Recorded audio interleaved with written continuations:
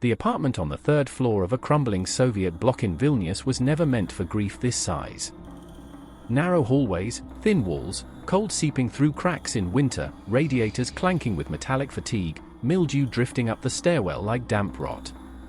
70 meters was safe. Nothing could reach her there. Elvina's life revolved around the bow, the only distance she trusted. On the shooting line, no one stood behind her. Then Arnas arrived, and the distance collapsed. He was 9, small-boned, eyes too large for his face. His parents and older brother had died in a car accident. No one grasped how deeply it had broken him. They called his constant fidgeting, his inability to sit still, his sudden bursts of energy and interruptions grief. At first the intrusions were bearable. He took the chair closest to hers at dinner, legs swinging, kicking hers accidentally. If she moved away, he followed. Her mother's refrain, eyes sliding away, his attaching. He lost everything. Be patient. When Elvina suggested a doctor, her mother glanced toward the window. No doctors. People would talk. But patience cost arrows. One evening at the empty range, Arnas stood beside her and mirrored her stance perfectly. For once it felt like encouragement. She almost thanked him. Then the accidents multiplied. Sudden hugs nearly caused dry fires. He burst onto the range mid-end to show her a leaf, earning her a benching. Nightmares brought him to her doorway dragging his blanket, a stronger lock forced him to sleep outside it instead, a small lump she stepped over each morning. He started coming to the range, eyes fixed on her, body twitching, mimicking every move. Her scores suffered. Her coach warned, "Your head isn't on the line." Some nights, when the anger burned hottest, she let dark thoughts in, Arnas simply gone, lost in the pine forest, wandering off while she walked ahead, never looking back. The fantasy came sharp. One night she hissed at him through the locked door, "Just leave me alone. Go away and don't come back." The words slipped out before she could stop them. The hallway went silent, then came a small, wounded sound from the other side. The night before the regional indoor championship, she tried to visualize ends. Arnas burst in, climbed on the bed, legs bouncing. In his excitement he knocked over her open bow case.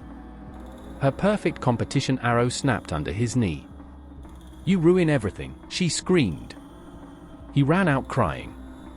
That morning their mother had already left for work. Elvina was late, bow case in hand, heading for the door. Arnas waited at the top of the stairs, blocking the hallway, holding the wooden arrow he decorated with marker bullseyes and smiley faces. "I made you a new one," he whispered, eyes red. "So you can still shoot today." She brushed past. "Wait, please look." He followed, stepping closer, words tumbling. "Move." "But I made it for you." "Stop coming closer." He kept advancing. "I mean it, stop." He took one more eager step, hand reaching. She backed away. The rotten board was right there. She knew it was rotten, she had felt it sag days earlier. His foot landed on it. Crack. Railing gave. He fell. Thud. Thud. Small cry cut short. Silence. She walked down slowly, stepped around the broken board, crouched beside him. Neck wrong. Eye staring at the ceiling light. No breath. No pulse. Later, when the police asked what happened, and again when her mother, face grey, voice barely above a whisper, asked the same question in the station, Elvina told them the same thing. She spoke slowly, eyes fixed on the table. "He was at the top of the stairs, holding that silly wooden arrow he'd made for me. He wanted to show it again. I told him I was in a hurry, asked him to move. He kept coming closer, talking fast, the way he always did when he was excited. I backed away to keep some space, I just needed space. Then the board gave.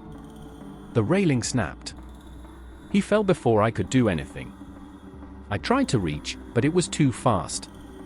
She repeated it exactly the same both times, voice steady, tears coming only when they looked away. The police noted the age of the building, the rotten wood, the loose railing. A tragic accident. No one to blame. Her mother came home to the police, dropped her bag in the doorway, and never picked it up. Weeks later, Elvina found her in the kitchen, slowly polishing a pair of Arnas's small shoes while murmuring softly. When their eyes met, her mother set the shoes down and left the room. Once, passing in the hallway, her mother paused, mouth opening, "Elvina," then turned away. The apartment grew quieter than it had ever been. At the championship she shot with a borrowed arrow, yet her arrows grew tighter than ever. After the final X10 at Nationals, her hand moved instinctively, reaching to steady a small body that wasn't beside her on the line. She kept the broken carbon shaft and the decorated wooden one in her quiver case, side by side. Dust gathered thick on them. They rattled softly on bus rides. She never shot either. Months later, on a grey day, she stood at the top of the repaired staircase, bow case slung over her shoulder. She pulled the decorated wooden arrow from her bag, held it at full draw with an imaginary bow, aimed down the empty stairs. Whispered, "10." She held the draw until her arms began to shake, then slowly lowered the arrow without releasing. A knock sounded at the door. Elvina flinched, the arrow slipping from her fingers to clatter down the stairs. She stayed there, motionless, unable to move.